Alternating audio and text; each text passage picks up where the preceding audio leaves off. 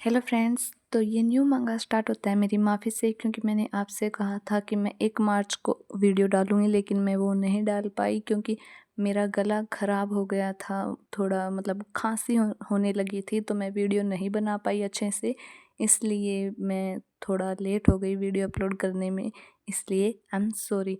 तो अब हम स्टार्ट करते हैं हमारा न्यू मांगा। चैप्टर की स्टार्टिंग में बैकग्राउंड वॉइस बताती है, एम्परर के आने से पहले अपने दोनों हाथ जोड़ो और सम्मान में अपना सर झुकाओ। तभी एक मेड अपना सर थोड़ा सा ऊपर करती है और बैकग्राउंड में वॉइस कंटिन्यू करते हुए कहती है, तुम्हें तब तक नहीं बोलना है जब तक हिज मैजेस्टी तुमसे ना बोले और ना ही उनके कमांड पर कोई क्वेश्चन करना है। फिर वो मेड अपना सर ऊपर करके देखती है और ब्लश करने लगती है। बैकग्राउंड वॉइस आगे कहती है, जब भी एम्परर वो के लिए निकले तो तुम्हें एग्जैक्ट 3 कदम दूर रहना है। फिर हमें वो कारण दिखाया जाता है जिसकी वजह से मेड ब्लश कर रही थी। Cledena Locarso, the beautiful and mighty young emperor, हमारी इस स्टोरी का मेन लीड। एक ऐसा तरसा गया चेहरा जिसे डिफाइन करने के लिए द गॉड ऑफ क्रिएशन और द गॉडेस ऑफ ब्यूटी के बीच जंग छिड़ गई हो। एक मॉर्टल जिसकी एग्जिस्टेंस डेफिनेशन ऑफ ब्यूटी के लिए धमकी जैसी है, और यही नहीं, इसकी स्वॉर्डमैनशिप भी। तभी एक मेड बैकग्राउंड वॉइस को बीच में टोकते हुए बोलती है, योर मैजेस्टी, मुझे आपका क्लोक लेने के लिए अलाउ करें। और इस टाइम एम्परर ने अजीब सा चेहरा बना रखा होता है। तभी एम्परर मेड की तरफ देखता है और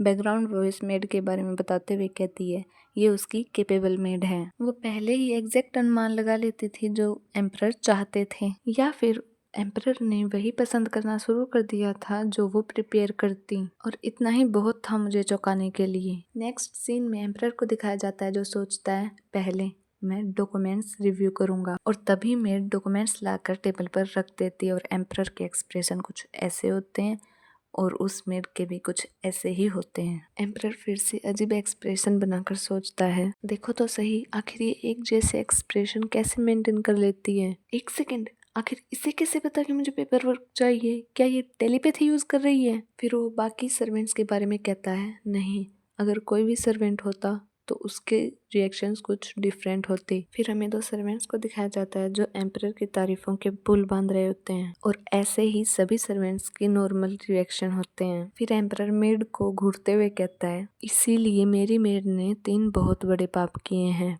फर्स्ट सीन, एक बिजी एम्परर के थॉट्स पर कब्जा करना। सेकेंड सीन, कभी कभी मेरी सेंसिबिलिटीज को ऑफेंड करना, मतलब भावनाओं को ठेस पहुंचाना। And finally the scene of not falling in love with me. Emperor को ऐसे घूरते हुए मेड देख लेती है जिससे एम्परर थोड़ा चौंक जाता है। फिर एम्परर नजरें फेरते हुए कहता है, अब मैं डॉक्यूमेंट्स चेक करूंगा। गाइस, मेरी आवाज़ थोड़ी डिफरेंट आ रही है तो उसके लिए आई एम सॉरी, क्योंकि अभी भी मेरा गला थोड़ा खराब ही है, ठीक नहीं हुआ है। फिर भी मैं आपके लिए वीडियो बना रही हूँ, तो प्लीज़ आप सब्सक्राइब करिए। और खैर, अब आगे बढ़ते हैं, कंटिन्यू करते हैं। फिर से एम्परर मेड को देखते हुए मन में कहता है, ये वुमन, इसे कॉन्कर करना एक सब्जुगेशन क्वेस्ट से भी हार्ड है, और आज भी ऐसा ही है। और वो मेड बहुत सारे डॉक्यूमेंट्स लेकर जा रही थी और एम्परर उसे देख रहा था चुपचाप। फिर हमें 1 महीने पहले कोरोनेशन डे का सीन दिखाया जाता है। बटलर कहता है, कॉन्ग्रेचुलेशंस योर मैजेस्टी, मैं उन अटेंडेंट्स को प्रेजेंट करता हूँ जो आपको अब से सर्व करेंगे। ये सभी नोबल हाउसेस से हैं जिनमें आपकी डिग्निटी को बचाए रखने की शिष्टता है। एम्परर कहता है, अच्छी बात है। तभी एक लेडी अचानक से आगे आकर कहती है, योर मैजेस्टी, ये मेरा ऑनर है कि मैं आपको सर्व करूंगी। फिर सभी एम्परर के सर चढ़कर बोलने लगते हैं, ये ऑनर है। कोई कहता है, कॉन्ग्रेचुलेशंस योर मैजेस्टी। कोई कहता है, आप बहुत ज़्यादा प्रिटी हैं। और एम्परर उन्हें ऐसी नज़रों से देख रहा था जैसे मन में कह रहा हो, डिस्गस्टिंग। फिर वो लेडी एम्परर से बातें करने लगती है और पीछे बटलर सोचता है, जरा देखो तो उन्हें, जब से ये यहाँ आए हैं एम्परर को ऐसे देख रहे हैं जैसे कि वो उन्हें कच्चा चबा जाएंगे। ये सब अपनी हद से आगे निकल चुके हैं और हिज मैजेस्टी भी अपनी लिमिट पर पहुंच चुके हैं। देखा जाए तो हिज मैजेस्टी ऐसे पर्सन है। तभी उन लोगों को दिखाया जाता है जो एम्परर को देखकर ब्लश कर रहे थे। किसी बात पर एम्परर थैंक्स कहता है और वो ये कहते हुए बहुत ज्यादा हैंडसम लग रहा था। और बटलर अपनी बात पूरी करते हुए कहता है, जो ट्रेजिक सिचुएशन में भी एक छोटी सी मर्सी कर देते हैं। वैसे हिज मैजेस्टी हमेशा से ऐसे ही रहे हैं, तो वो इस बात को आसानी से जाने देंगे। एक यूथफुल सुपीरियर अपीयरेंस और ऐसे स्वॉर्डमैनशिप जो एक स्वॉर्ड मास्टर को भी शर्म से झुकने पर मजबूर कर दे। ये बहुत ज्यादा स्ट्रेंज होगा कि कोई उनके प्यार में ना गिरे। तभी एम्परर कहता है, उधर वो सर्वेंट। ये सुनकर बटलर थोड़ा चौंक जाता है और कहता है, अगर हिज मैजेस्टी उनसे बात नहीं करना चाहते तो हम। तभी एम्परर आगे बढ़ता है और उस सर्वेंट के सामने जाकर खड़ा हो जाता है। बटलर सर्वेंट को देखते हुए कहता है, ये मार्ग्रेव वेलेटा की डॉटर हैं, लेडी एमिलिया। क्या शायद आप इससे मिल चुके हैं जब आप नॉर्थ में थे? एम्परर कहता है, नो नेवर। फिर एम्परर आगे निकल जाता है और बटलर उसे जाते हुए देख रहा था और मन में कहता है, मैंने मेरी पूरी लाइफ टाइम हेड चैम्बरलेन के तौर पर बिताई हैं और मेरी स्टिंग्स मुझे चिल्ला चिल्ला कर कह रही हैं कि हिज मैजेस्टी को डेफिनेटली लेडी एमिलिया में कुछ इंटरेस्ट है। फिर बटलर एमिलिया से कहता है, आप और लेडी लूसिया आपस में अपनी ड्यूटीज बदलेंगी और कल से काम स्टार्ट करेंगी। आप हिज मैजेस्टी का ऑफिस अटेंड करेंगी। और मैं आपको बता देती हूँ कि इस स्टोरी की हमारी फीमेल लीड यही है, लेडी एमिलिया। और इधर लेडी लूसिया आंसू बहाने लगती है। बटलर कहता है, लेडी लूसिया रोलिगार्ड, आखिर इस कमोशन का मतलब क्या है? लूसिया रोते हुए कहती है, आखिर अब मैं क्या करूं? ये सब मेरे साथ ही क्यों हुआ? बटलर कहता है, लेडी लूसिया अभी के अभी चुप हो जाइए। और इधर एम्परर एमिलिया को ही देख रहा होता है। लूसिया कहती है, ऐसा नहीं हो सकता, वो सीट मेरी थी।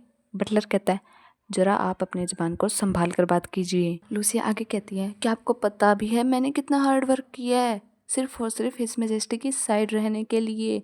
मैंने बहुत ज़्यादा सफ़र किया है। बटलर कहता है, क्या आपको ज़रा सा भी अंदाजा है आप कहाँ खड़ी हैं अभी? और इस सभी नॉनसेंस से अमिलिया परेशान हो गई होती है और ऐसे ही दोनों की आर्गुमेंट्स चालू रहती हैं। ये सभी नॉनसेंस सुनकर अमिलिया फ्रस्ट्रेट हो गई होती है और बड़ा ही खतरनाक एक्सप्रेशन बनाती है, जिसे देखकर एम्परर शॉक हो जाता है और शॉक के मारे वो भी कुछ अजीब सा ही एक्सप्रेशन बना लेता है और मन में कहता है, क्या ये ऐसे मेरी तरफ देख रही है? फिर हमें नेक्स्ट डे ऑफिस के आगे का सीन दिखाया जाता है। बटलर कहता है, लेडी एमिलिया, अभी और इसी वक्त से आपका कोई पर्सनल शेड्यूल नहीं है। हमें नहीं पता कि कभी हिज मैजेस्टी ऑफिस आएंगे, तो तुम्हें हमेशा स्टैंड बाय पर ही रहना है जब भी एम्परर आए। एमिलिया कहती है, समझ गई। बटलर कहता है, वैसे इसमें चैम्बरलेन बताया गया है तो मैं तो बटलर ही बोलूँगी क्योंकि दोनों का मतलब तो एक ही होता है। तो बटलर कहता है, अगर कोई प्रॉब्लम आए तो इमीडिएटली मुझे रिपोर्ट करना। जो कुछ भी तुम इस रूम में देखोगी और सुनोगी वो स्ट्रिक्टली कॉन्फिडेंशियल है,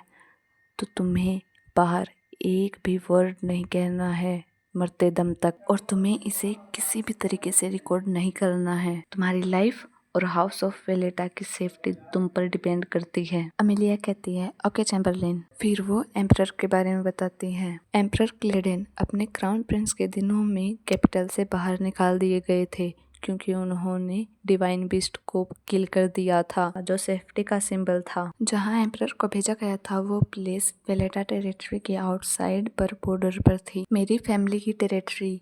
मैं अमिलिया वेलेटा जहाँ से बिलोंग करती हूँ। ये एक ऐसी घटना थी जिसने एक परफेक्ट क्राउन प्रिंस के डाउनफॉल का संकेत दिया। उस टाइम क्राउन प्रिंस के क्राइम के लिए जनता के गुस्से को देखते हुए ये तो एक मिरेकल ही था कि वो गद्दी पर बैठा, मतलब थ्रोन पर बैठा। पर मेरे लिए, एक वेलेटा के लिए, वो मिरेकल एक कर्स बराबर है। जब एक न्यू एम्परर थ्रोन पर बैठा तो नोबल फैमिलीज ने ऐसे आलीशान गिफ्ट दिए जिससे उनकी फाइनेंशियल स्टेट भी डगमगाने लगी। वो गिफ्ट्स लॉयल्टी को दर्शाने के लिए और नोबल रैंकिंग का मानक थी, मतलब कौन रैंकिंग में ज्यादा ऊपर है और कौन नीचे। और हाउस ऑफ वेलेटा के लिए जो नॉर्थ में रहता है, क्राउन प्रिंस को कैपिटल से बाहर निकाल दिए जाने के दौरान उनका जेलर था।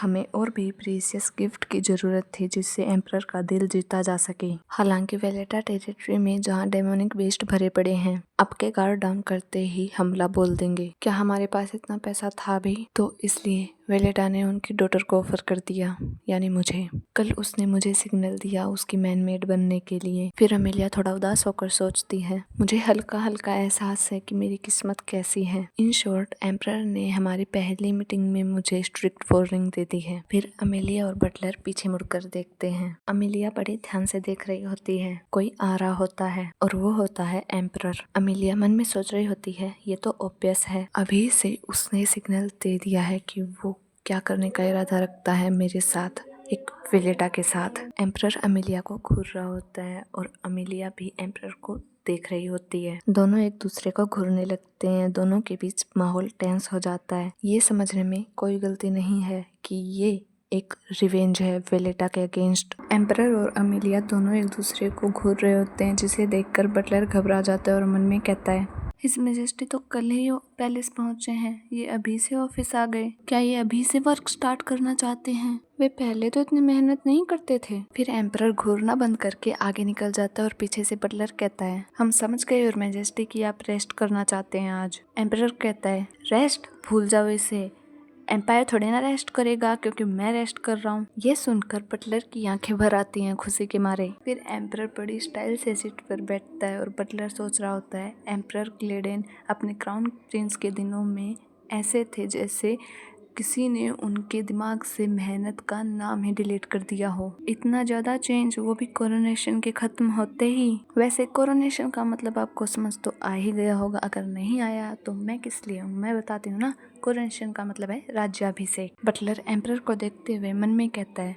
5 इयर्स का एक्सेल सच में एक मैन को बदल देता है। मतलब निष्कासन, वो कैपिटल से निकाल दिया था ना। इस बार बटलर रोते हुए कहता है, मैं लेडी अमेलिया को इस ऑफिस के लेआउट के बारे में इंस्ट्रक्ट करने के बीच में था, पर मैं लेडी अमेलिया की ट्रेनिंग शाम को करवाऊंगा जब आपका वर्क खत्म हो जाएगा। सर, तो प्लीज अभी के लिए आपका जो भी कमांड है वो बताइए। एम्परर कहता है, नहीं, ये काम तुम मुझ पर छोड़ दो। और इधर बटलर को समझ नहीं आता कि एम्परर क्या कहना चाहते हैं। एम्परर ऊंची आवाज में कहता है, मैं इसे पर्सनली इंस्ट्रक्ट करूंगा मेरे ऑफिस के लेआउट के बारे में। बटलर अमेलिया की तरफ देखते हुए सोचता है, अब मुझे मत कहना कि ये अच्छे के लिए बदल गई। कहीं ये ऑफिस ओरिएंटेशन के बहाने से मार्ग्रेव विलेटा की डॉटर को पर्सनली बुली करने के बारे में तो नहीं सोच रहे। इधर अमेलिया और एम्परर दोनों ही एक दूसरे को खतरनाक नजरों से घूर रहे थे। बेचारा बटलर रुआंसा सा होकर सोचता है, मुझे घर जाना है। हमें लास्ट नाइट का सीन दिखाया जाता है जहां एम्परर प्रिंस चार्मिंग की तरह सो रहा था। एक्चुअली सो नहीं रहा था, बस लेटा था, वो भी परेशान होकर। और पीछे जो भी हुआ उसके बारे में बताता है। इंपीरियल पैलेस, जहां मैं एक्सेल के 5 साल बाद लौटा हूँ, लेकिन उस टाइम से मतलब है जब एम्परर कैपिटल के बाहर था, मतलब उसे एक्सेल कर दिया था। इंपीरियल फैमिली पर दुखों का पहाड़ टूट पड़ा और उधर नॉर्थ डेमोनिक बीस्ट्स की एंडलेस वेव्स को झेल रहा था, पर मैंने उन वेव्स को ब्लॉक किया। मैंने प्रूव कर दिया मैं मेरी एबिलिटी से एम्पायर और उसके सिटीजन्स को प्रोटेक्ट कर सकता हूँ। मैंने मेरी एबिलिटी प्रूव कर दी थी। थैंक्स टू दैट मैं वापस आने और थ्रोन को क्लेम करने में एबल हो सका, पर अब ड्यूटीज का तूफान मेरा इंतजार कर रहा है। मुझे जल्दी सोने की जरूरत है ताकि मैं कल सुबह जल्दी उठकर काम कर सकूं। पर उसने ऐसे एक्सप्रेशन क्यों बनाए? मैं उन एक्सप्रेशंस को अच्छे से जानता हूँ। वो एक्सप्रेशन वैसा ही था जैसे 5 साल पहले लोगों के थे। वो आंखें उसी की तरफ टिकी थी जिसने डिवाइन बीस्ट को मार दिया था। और ये कहते हुए एम्परर अपना सर पकड़ लेता है। वो आंखें जो तिरस्कार से भरी थीं, पर आज का वर्ल्ड डिफरेंट है। शायद इसलिए क्योंकि मैंने मॉन्स्टर वेव की क्लेमिटी रोक दी। वे अब मेरी तारीफ करते हैं और कहते हैं, Gladen Locarso is favoured by the gods. वे एक्ट तो ऐसा करते हैं जैसे उन्होंने अपनी मेमोरीज वाइप कर दी हों। जब मैंने सेरेमनी में क्राउन पहना, मैंने उनकी आंखों में देखा वो लॉन्गिंग और अडोरेशन था। लॉन्गिंग मतलब वही जो कहते हैं ना, लॉन्ग लिव टू एम्परर वगैरह वगैरह, वही जय जयकार करना। एम्परर आगे कहता है, सब कुछ अपनी राइटफुल प्लेस पर था।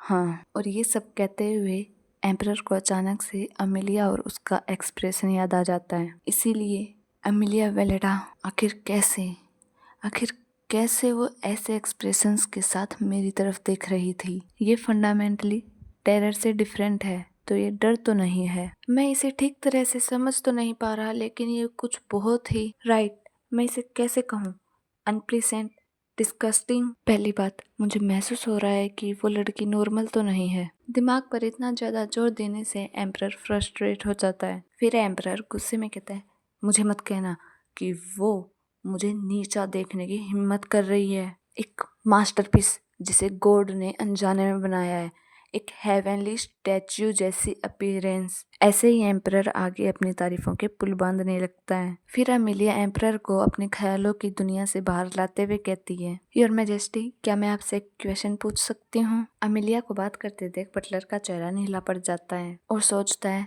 लेडी अमेलिया, सच में? फिर बटलर एक्सप्रेशन चेंज करते हुए बोलता है, क्या आप नॉर्दर्न एटीट्यूड दिखाने की कोशिश कर रही हैं? गाइस, तो ये पार्ट यहीं ख़त्म होता है।